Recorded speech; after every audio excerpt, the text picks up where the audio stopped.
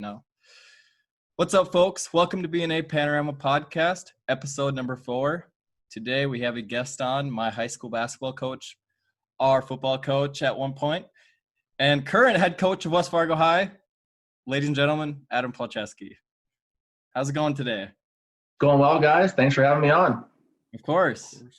So I think, something that every day when I was in practice, when we used to, back in the day now, 2019, I think the important thing was the approach to practice, the approach to a game day. So what is your approach to life? What gets you out of bed? Honestly, every day is just an opportunity to do something that you've never done before or make an impact on somebody else. I've always kind of felt this way, but I think the recent pandemic has showed even more that we are dependent on each other, and you can make someone else's day better. And just doing that, once a day, twice a day, as much as you can, really, it's just an enjoyable thing for me. Yeah, that's for sure. And another thing that seems to be the approach to everybody's life is social media. How do you think that's affected the way you coach a team or the way players react to, even, I would say there's articles that are released about like your team, and maybe that'll make somebody's confidence be false almost in a way. You know what I mean? Like how do you handle all of just the huge realm of social media with your team? It's an ongoing battle. I think always, I don't think social media has done that much good for our kids at the young age, because they don't really have the capacity, the brain development to really understand what's real and what's fake, and who's trying to pump you up just for their own good, like who's a real person and who's kind of trying to use you and other things like that. We're really behind on knowing how to fend off the bad parts of it and really accentuate the good parts of it, as far as getting kids noticed and a little bit of publicity for the good stuff they do. Whereas there's all kinds of people out there that are trying to use you in social media as well. So we're only a high school. We don't have a great approach to dealing with that day to day. I know the colleges do a great job of, I shouldn't say great, but do a better job of educating their people, their kids, their athletes, about what's appropriate use of social media. And we're trying to get there, but we only have so much time in a day, and our kids are student athletes. They go to class and they got to get good grades and all other stuff too. So we don't have that much time. Yeah. Mm-hmm. I think there's a common theme on the podcast so far of social media and what's real and what's not. And I think kind of going forward and that whole getting out of bed, kind of putting aside social media has been like a big part of growth for us. And, I don't know, I can't speak for you, I guess, if maybe social media for you, like putting that aside has kind of helped you, and maybe going to the team and, as your coaching style, kind of telling your team to maybe put that aside and not let that get to their head, and kind of focus on the real things as you go ahead with everything. Well, the thing about it is social media is adapting so quickly, and it's just like everything's moving and changing at a rapid pace that it's never been seen. So it's tough to keep pace, especially at a high school level, I think. But I mean, there's always baseline things that you can, tell everybody, like, don't worry about the stats and all that. And I guess you can preach all that you want, but I just think our generation is just so consumed by what everybody thinks of us that it's like it's so hard to create a team atmosphere, which is what I think is important in today's sports culture. It feels that way. Yeah, you have to have people that you can accomplish things. We talked about it last night in a team meeting. You have to have people that you can go accomplish things with that you could never accomplish on your own. Those kind of bonds are so strong, and they'll be forever. So the more you can be with teammates, whether that be if you want to do sports. If you don't want to do sports, go make a band with your friends, and do that kind of stuff. Go join a running club or something. Just being able to be with people who are going to accomplish things with you and be in your corner and root you on is just a magical thing, especially now. So many people don't have that.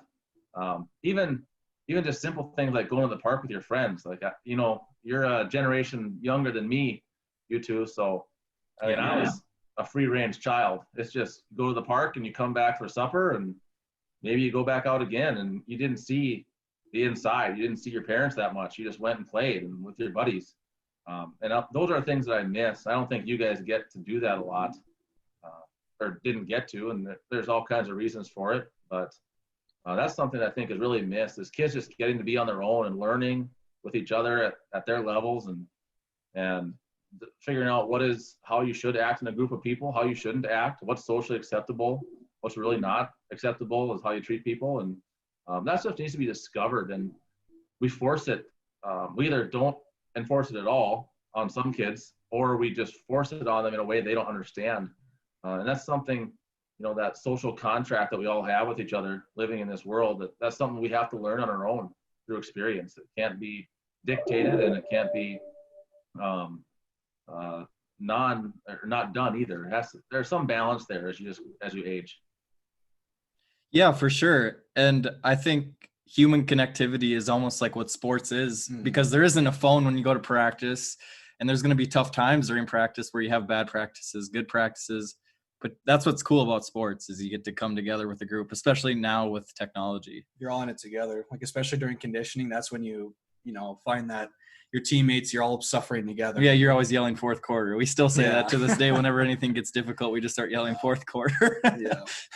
No, but when you're all suffering together and you're all going through it, it really, you all feel like you're in it together, so that when you start winning, you start feeling like you're still in it together. So once you go through the highs and the lows, it kind of creates that bond, like you were saying, where it really feels like you're kind of a band of brothers almost, just going about. Well, that's what you want. I've been on teams where you do have that band of brothers, and there's teams where you haven't. And obviously there's a correlation between success and losing, because, both of them, whenever a team split and there's egos, you aren't successful. And so how as a coach, how do you maneuver through all of that?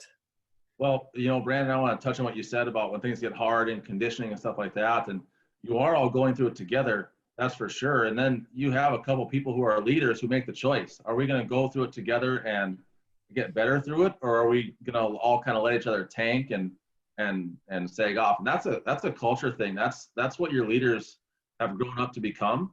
And it's really important to have people that are leading your team that do things the right way, that are going to make everyone better, that are going to, as the SEALs say, embrace the suck, so to speak. Yep. And that's a big thing. But as far as our team coming together, it's been a really good year. I have a bunch of kids that obviously we have 14 kids on our varsity squad, and everyone wants to play, and only about 7 or 8 get to play. But everyone's involved. I mean, we come off of timeouts, and I have kids that are on the bench that aren't going to play a minute that game, talking to starters and saying, "Hey, I see this, you should try this, and they're doing this to you, or look at so-and-so." Like, wow, that engagement and that buy-in from everybody is pretty awesome to get, and it's very rare. You guys know, you played on a championship team. You know how that buy-in goes when you're really, really good, and you know how it goes when you're not so good too. It's just it's a magical thing, and a lot of it just depends on your kids and how much time they spend together, how much they care about each other truly, how much they actually care. And when it comes together, it's really nice. That's true. And I think that the coach always has to just, sometimes when you have players or leaders like that, all you got to do is just guide it up, rather than just kind of like really trying to micro coach. I think something that's important for teams is where the coach knows, like, you know what I mean? Like to step, like, even the bench, just going in stock. And that's, of course, on the players. And that's also cultivating a culture, which you've done a good job of. So thanks. But I mean, you played, Adam, you played for me for a couple of years when I was the head coach. And it's been frustrating because you want to come in and you want things to work right away, and they just won't. It takes time. And I've realized this year that all the groundwork that we laid those first 3 years are paying off now, because now the kids that come through know nothing different. They know what's expected, and they saw people striving for it before, and just every year having a few guys that would just push and strive and be the best teammates they can be has worn off on these other kids. And it's really cool. Like 4 years in, I wanted to do it in year 1, but 4 years in, things are pretty good right now, and everything's temporary. It's a completely ephemeral world where it could be here one day and gone the next. So you have to really guard it and protect it. And shepherd that culture as much as you can and get everyone to keep, going in the same direction. Yeah, that's for sure. Almost like a facilitation over forcing everything to happen. You got to kind of just go with the blows and, work with what you've got and kind of facilitate success rather than try to force it right away. Because, over time, you're going to just kind of find success as you keep working because, a lot of people are impatient and they try to force things right away. I'm trying to think of the one word where right away, as soon as you get something that you wanted. Instant gratification. Instant gratification. Thank you. I couldn't think of it. That's what I think a lot of people are, going for as soon as you become a brand new head coach. They're looking for that instant gratification. Well, we have a brand new head coach. It's bound to be a, stellar season, championship season, but that's not how things go all the time. You have to work for it in order to get what you want.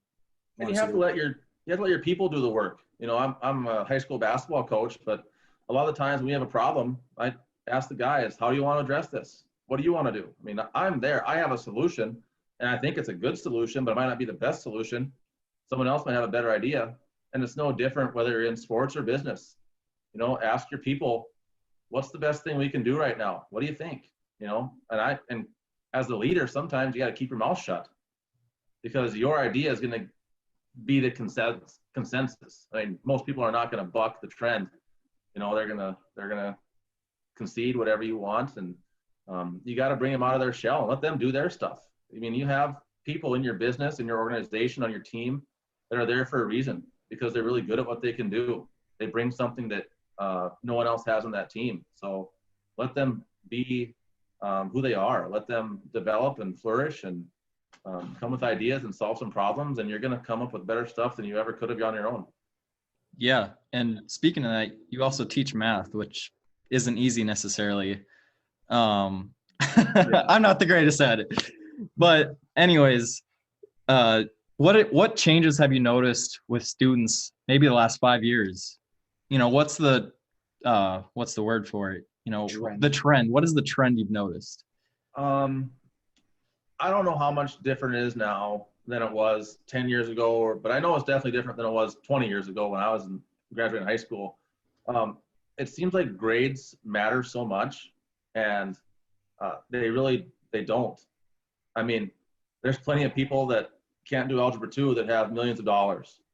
And they're so focused on this outward comparison towards everybody else. And it's I'd say it's almost like this fake reality they're living in. They think one thing, but that's not really what's going on. So this almost psychotic emphasis on grades and getting A's all the time for most people, instead of just learning what they can learn. I mean, when you're in high school, you're 17, 18 years old, you're starting to discover what your passions are, what you're interested in. And you have 24 hours in a day.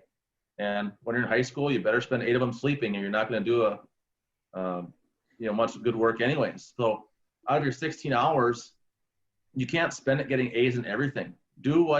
Leverage your time, leverage your abilities to get as much as you can out of it while you're there, and let some things go by the wayside. I mean, doing a job 80% as good as it could have been done just to get it done is sometimes just fine if you're going to put 120% into something else. So I don't think kids know how to let some things go. Still give your best effort, do what you can, but decide what your priorities are. Live by a set of principles and not by just your emotions and your comparisons to other people. They're really struggling on that. I don't think that was the same way a long time ago. I don't think that pressure from parents and things like that is it's way more intense now than it ever was. So that's the thing, and it's a worrisome trend, in my opinion. We need to let kids just be kids and find their interests and go all into those interests. Have some basic skills, of course, but let them decide what they want to do and then go pursue it.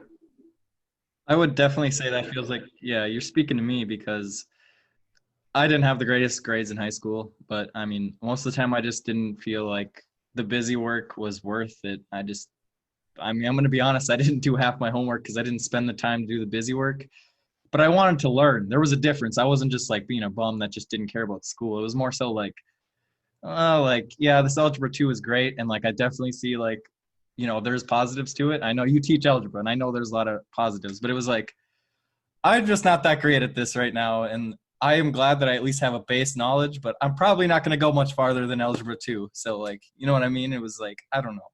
Yeah. There's this weird balance between doing the work, like for things that don't matter almost, and obviously, some of the work matters there, but it's just a skill that you're not really going to develop later in life. Yeah. You're more of a business entrepreneur. That's exactly, person. yeah. So to you, statistics and other classes like that might be of more use.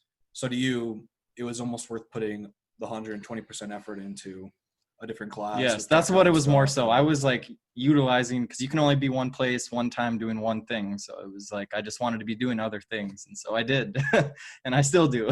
So, yep. Although I do wonder what the emphasis on good grades now, and the parents pushing for grades and all that stuff now, that the emphasis on good grades and everything 24/7, like you said, and it's kind of changing to be a lot more strict and a lot more important than it has been. I wonder if that's an effect of social media, I guess. Like, I don't know. Like, I don't think I couldn't really see how that would be an effect of that. Well, parents can check grades like right away now. I mean, it's kind of weird to me that you would just get a report card before, right? I mean, that's how it was. And now it is like constantly, like they can check if you got a 10 out of 10 out of an assignment 30 minutes ago, and as soon as the person enters the grade. Yeah, even now when I tutor, I can see the person that I'm working with. I can see all of their grades and all of their assignments down to a T. And so I think just the accessibility with technology kind of rising, everything's a lot more transparent, which is a good thing because it helps people keep accountable. Everyone's accountable, and your parents can help you and other people can help you out. But at the same time, like you said, Coach, it's kind of becoming a slippery slope where everything's very strict and rigorous, and if you're not getting anything better than the best, you're wrong. Well, the interesting is it really that rigorous? I mean, really? It's busy work most of the time. Does an A in mathematics mean that you are an excellent mathematician, or does it just mean you jump through the hoops? Does it mean you have this great ability to think, speaking of algebra 2, in a nonlinear manner? Or does it mean that you just have some really good fundamentals and you don't make any noise in class and you just put your head down? It really depends. There's no good way of assessing that. Even the standardized tests and all that stuff now, they don't assess algebra 2 level thinking and higher. They just don't. They can't. The cut scores are mostly in California and Texas and New York, and to be honest, those school systems aren't that great. So, yeah. It doesn't affect kids where we live very much. So I just think the curiosity gets pounded out of kids from the time they're in elementary school on through junior high. And by the time they get to me, there's not a lot of curiosity left. And it's really sad because there's some smart kids that could do some good things, but they're just tired. They're worn out, and they're missing out on some interesting things, I think, in mathematics and some other classes, because they're just trying to get those A's and doing what it takes. And the other thing that you got to think about too, when grades matter the most, you'll do whatever it takes to get those grades. And that includes cheating and compromising your integrity and things like that. And I mean, everybody has looked at someone else's paper in the course of their school life. I mean, it just happens. Everyone's done it. You and I included, I'm sure. But just doing that all the time, like, Dean, that's the only way you can feel like you're going to be loved or measure up or something like that, is really, it's a tragic way to go through life. It's really sad. So wow, that's funny that you say that, because sports teams also, it's kind of like the same thing. Like, if you aren't starting on the basketball team, like, you view yourself as a failure, or I know some people do, and it's kind of like, no, it's a lot deeper than that. It really is. There's a lot more you can do than just, like you said, on the bench. There's a lot more you can do as a player. You can help your teammates out and be a part of something bigger rather than if you're just a starter. Or just as a person. I mean, it doesn't necessarily define, make or break who you are necessarily. Exactly. Yeah. Just because you're not, as a person, you're not anything. Sometimes you just don't have like the gifts that some people were born with. I wasn't born 6'3", unfortunately, but you work with what you're given, but you just got to keep all the perspectives in mind that doesn't define necessarily who you are. No, and the kids that define themselves by their grades, what happens when they quit going to school and don't get graded anymore? I mean, then what? I mean, how are you defining yourself? Is it by your success in your job? And at some point, if you've been the kid who always gets A's and you've cheated to get some A's, are you going to cheat in your job? Or are you going to cut some corners and do some things legally, a little bit unsure of to get those rewards? It can lead to, I mean, we're way down the road here is what it could lead to, but just some of that stuff makes you wonder, is this hypersensitivity to success outwardly, showing the world what kind of success you have instead of feeling like you're successful? Is that focus on outward success really a positive thing? And if it's nothing's black and white, I mean, it's some positive, some negative, but how do you balance it? And how do you find the joy in what you're still doing and get the most out of it? Sometimes you want to win so bad that you end up like the Patriots and you just start spying on the other team's practices and their sidelines. Yeah, that was a pretty big dig at the Patriots. I'm not a big Patriots fan because I don't like their cheat. I don't. That's an interesting discussion. We'll save for later. But cheaters or the Patriots are cheaters. I know you read a lot. So what book are you reading right now? I'm reading The Captain's Class by I think it's Walker is the last name. It's about captains on the best dynasties in sports ever, and they usually are not the best players. They're a lot of the quieter guys, the dirty work guys. They kind of get stuff done, but they get everyone rowing in the same direction, and they get to know their teammates. They understand what makes them tick. They understand when they're going through tough times, and they're really just dynamic people who oftentimes don't seek the spotlight. So that's a really good one now. And I read about 3 books at a time. So I'm on Richard Koch 80-20 rule, which I've just started, which is fantastic. I mean, it's been around for a long time, and I am finally getting around to reading it. And I'm also doing mental toughness training for sports by Jim Lair. He's a pretty famous sports psychologist, coached a lot of tennis, golf pros, worked with other athletes quite a bit. Coached Dan Jansen in the Olympics. If you know Dan Jansen's story, he had a pretty tragic time in Calgary Olympics. His sister died before his race, and he ended up falling, then fell again. And then 92 Olympics, he also failed to earn a medal at those Olympics. And he was the best speed skater at the time. And then finally in 94, working with Jim, he won the gold medal in his last race ever. So it was a pretty cool story.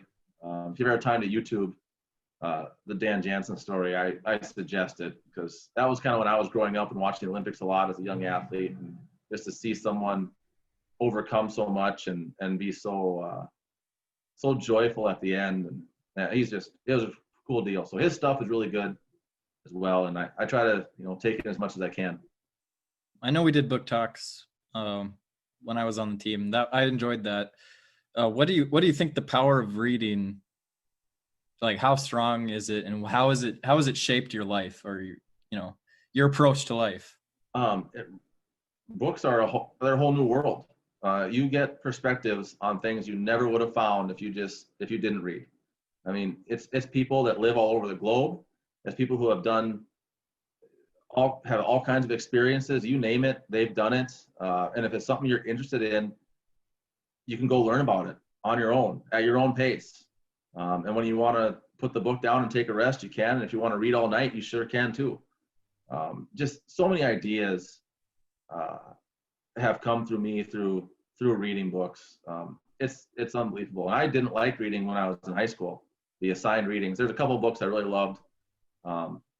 Of Mice and Men was one of them, and a couple of ones that really just get at your heart, and you see things, To Kill a Mockingbird, those classics like that were absolutely fantastic. But I didn't read on my own until my junior year of high school. I found the Harry Potter series, and then it's fantasy. It's not real stuff. It's not the nonfiction stuff like I read a lot of now. But it just got me to love reading. And once you love reading, you start to love learning, and you branch off. I still read a fiction book about once every 3 months just to keep my imagination going and think of different things. It's a lot of fun. I enjoy I can't tell you how much just reading books and being a person who likes to read books puts you in a really good circle of other people who will make you better and push you. That's part of it too, is when you read, when you seek out knowledge and information, you're going to end up with people who are pretty high achieving and pretty successful in those fields. And it's just great. It pushes you to another level as well. So it's definitely a self-improvement thing, but it's a lot of fun, and I don't know where I'd be without it. Yeah. I feel like, I just started picking up reading again because I kind of felt the same way. I felt like I was kind of getting stagnant with my creativity and going to learn more. I felt like I wasn't learning a whole lot of new things. I was kind of within my realm of knowledge and I was kind of comfortable there. And I was just kind of getting bored of it. And I felt like I was dumbing myself down almost. So I started reading again. Mirror of Motivation by Dre Baldwin. Just started reading that 2 days ago. Okay. And, throughout high school when I was reading, I used to love to read when I was a kid. I read a book a week, if not more. I read a lot. But like you said, kind of once you get to that high school period, you read so much assigned stuff that most of it you kind of feel bored and it's monotonous and busy work to read all that stuff besides a few. And it's tough to pick it back up after it's kind of been ruined for you a little bit. But I think the adjustment of coming back to start reading again, I know for you at least, Adam, as well. Well, two Adams, I suppose. But, I know that you started reading again as well. And we've kind of been talking about it, like collabing about it and talking about what we've been reading and not keeping each other super accountable, I guess, in terms of like, did you read this many pages today and tell me what happened? It's more so just keeping each other updated on what we're reading. And it's been really good for both of us to continue reading and feeling like we're picking up on new stuff. And so, I think reading is a great gateway into more knowledge. And, if anyone's listening right now, I guess, and you hate reading, try picking it up again. It's huge. Read something you enjoy. Yeah. It doesn't even have to be super like intellectual or like you said, Coach, if it's something fiction, if you like Harry Potter, read that. Your creativity is even important. You don't need to learn a whole lot, at least keeping that childlike wonder and creativity to create new ideas that you can use are huge. And so, I would just say, reading is pretty awesome. And I'm going to say too, that the balance of it is, when you read and you learn and you feel like you're getting better, at some point you got to check your ego as well, because you don't know it all. And, sometimes people don't want your advice either. And, it's reading is for you. How you live your life with the influence of the books you read will improve the lives of others, definitely. But you don't need to tell other people how to live as well. I mean, if they want your help, they'll ask. Oftentimes, I found that, going through it, I think I have the answers, and I've read this in this book, and it was confirmed by this other book. And you read these things and you think you have all the answers, and then, sometimes you say it to someone and it's a little bit offensive to them, and like, you know what, they might not be ready to hear it, or they have a different experience than I have. I mean, I try to read different things. I try to not have too much confirmation bias and get out there and experience different stuff. But, you don't, even though you read a bunch and it's good for you, you don't have all the answers. So always maintain a little humility with your ego as you go through this. I found that anyways, in my dealings with people. So there are no right answers necessarily either. It seems like it's just what is right and wrong is decided by us as humans. So it's just kind of like weird, because it's just like 6 billion people here trying to figure out life together, and nobody's got it figured out. Well, what's right is what works. If you find something that works for you and it doesn't harm you in any way, then it works. There are things that work. Obviously, addiction is something that works to numb pain for people, but just going on a little different tangent there. But if it works and it doesn't harm you, then you're probably living a good life. I just wrote a blog post just the other day about live your life on principles and not on emotions as much as you can. But that's not everyone can just flip that switch right away. I think it's a good way. It's worked for me. It helps make good decisions, but in the end, that's not where everyone's at. We're all wired a little bit differently, and we need different types of people as well. You need people that kind of can bear their emotions out to others, because you see the human side of people. And I'm more of the logical, stoic, quiet type. And you need people like me too to make certain decisions and value trade-offs. But yeah, just reading in general just gets you outside your own world if you do it right. And that's something we all could do. Yeah. I saw your blog post this morning, actually. Where can people find the blog post? Where can people find out about West Fargo High basketball program? Where can they find you? The blog post is stoicoptimism.com. So check that out. If you like it, subscribe it. I've started it during COVID and really going all into it in 2021 here. So trying to get as much out there as I can. West Fargo basketball, I can't remember the Twitter site. But as far as my Twitter site, personal site, it's at headballcoachwf. And that's where you can get in contact with me and kind of see what I'm thinking these days. My last thoughts are kind of on a lighter note, or just a funny note. I'm sure you probably remember this, but sophomore year semifinal game for football, it was actually the quarterfinal game. I remember I was just kind of warming up. I wasn't probably going to see the field, so I was kind of just hanging out, and you come up to me and you go, "You ready to play?" And I was like, "That's a good one, coach." Like, yeah, I'm ready to play. I'm like, of course. And you were like, "I'm not kidding." And I was, and of course I snapped. I was like, "Oh," I was like, "Hell yeah, I'm ready. Like, put me in." The film is really funny from it because I got in on one kickoff and I was like running as fast as I humanly could. But yeah, that was just a little funny. That was my kind of last thoughts of today. Just a funny little story. Well, I got another story about you, Adam, that I've always, stuck with me and talks about the kind of person you are. Is your freshman year with basketball, we have two teams. You made the B team and you were disappointed. And I kind of talked outside in the hallway and I asked you about it. And the first thing you said to me was, "You know what, I guess I have a lot of work to do." And it was just straight up like, you're going to go get to work and you're going to get better.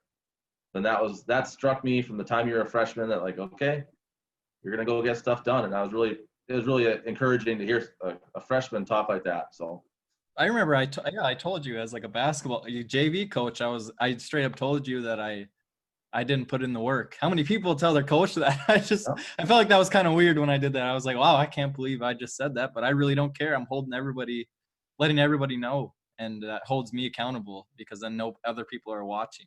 Yeah. So no, I'm glad you guys are doing this. It's awesome. I listen to your episodes and keep it up, guys. It's fun to see you going and getting after it.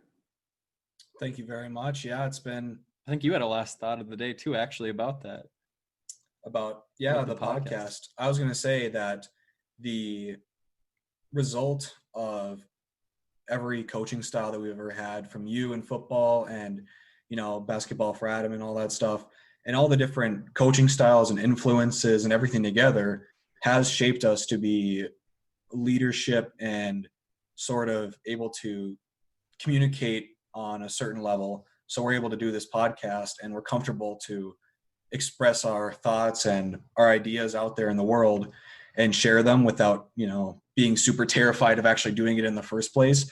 And I think that's just a result of being in sports and the different coaching styles and everything that you and other coaches have done for us in terms of pushing us out of our comfort zone and kind of shaping us who we are now, has resulted in B&A Panorama Podcast, really. So we appreciate it. Yeah. So thank you. You're welcome, guys. You have a lot of good stuff to say, so keep doing it and keep getting after it.